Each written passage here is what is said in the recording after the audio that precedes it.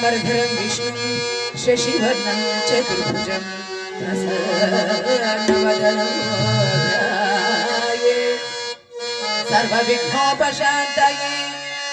गजाननपद्मार्गं गजाननमहर्निशम् अनेकदयदं भक्तानां एकदन्तमुपास्महे